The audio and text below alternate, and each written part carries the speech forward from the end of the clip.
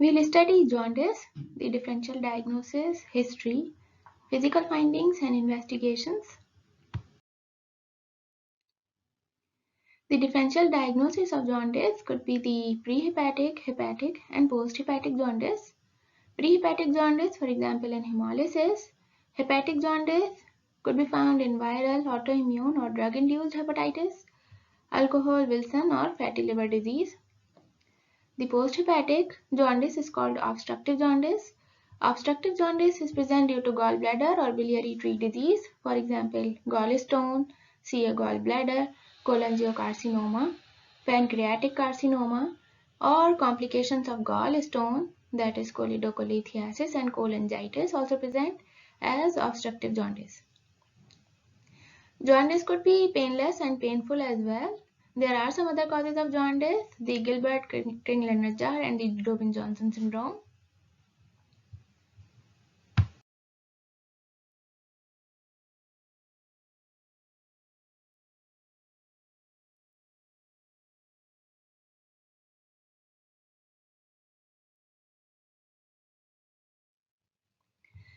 In the history of hepatic jaundice, the important points to be asked about are the travel and contact history for viral hepatitis.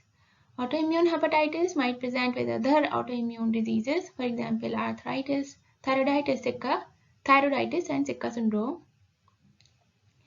We also have to ask about the drug and alcohol history. The flapping tremor, arthralgia represent the Wilson disease, and to rule out fatty liver, we have to ask for the metabolic syndromes like diabetes, hypertension, and hypertriglyceridemia.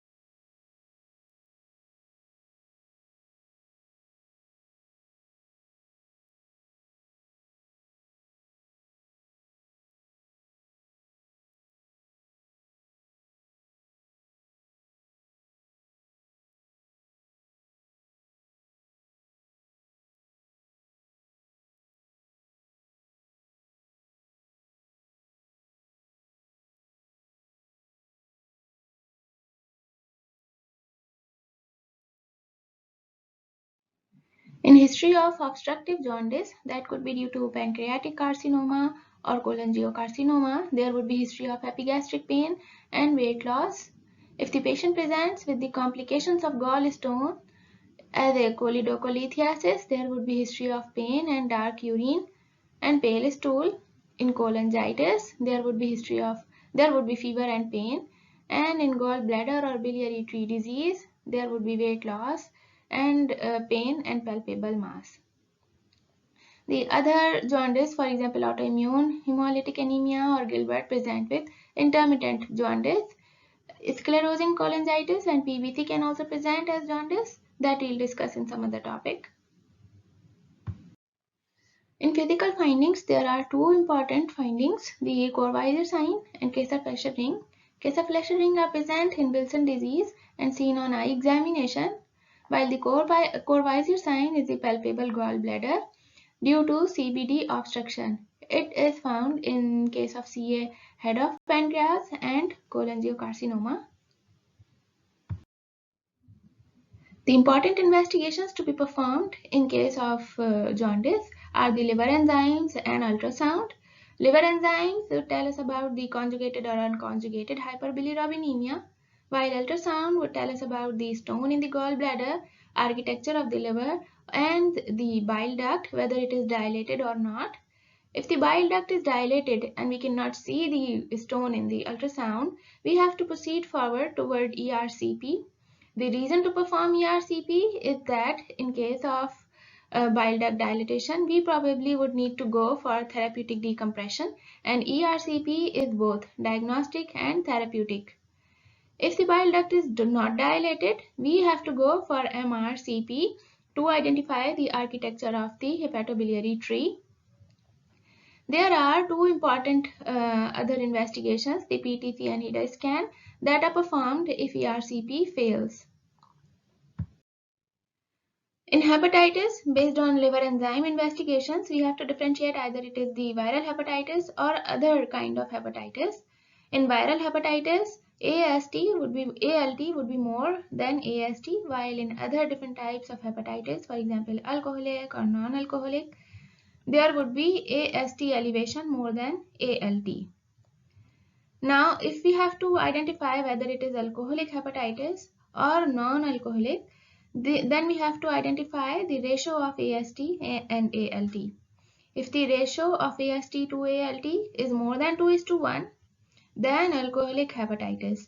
But if the ratio is less than 1, it is the non-alcoholic fatty liver.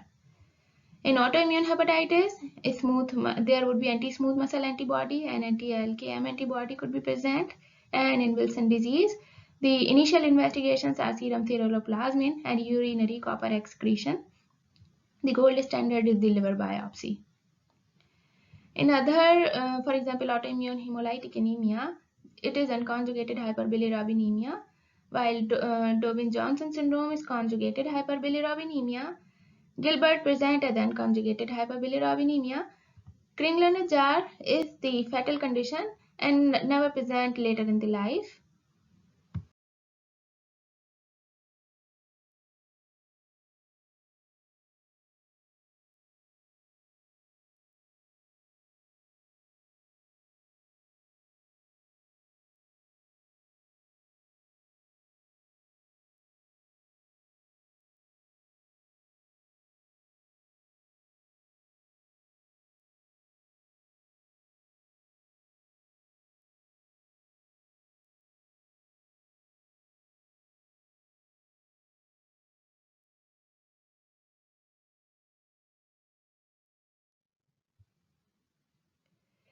In the gallbladder and biliary tree disease, for example, CA gallbladder, we have to go for ultrasound or endoscopic ultrasound or abdominal CT. If suspecting cholangiocarcinoma, ultrasound, CT, ERCP, PTC or metastatic workup. In complications of gallstone, for example, cholelithiasis, that is stone in CVD, enzymes would be elevated. The important point here is the raised alkaline phosphatase. We would also go for ERCP, PTC or MRCP as indicated. And in cholangitis, that is CBD, sepsis, enzymes would also raised and alkaline phosphatase particularly. But there would also be WBC count raised. We have to go for blood CS also. ERCP and PTC are the diagnostic.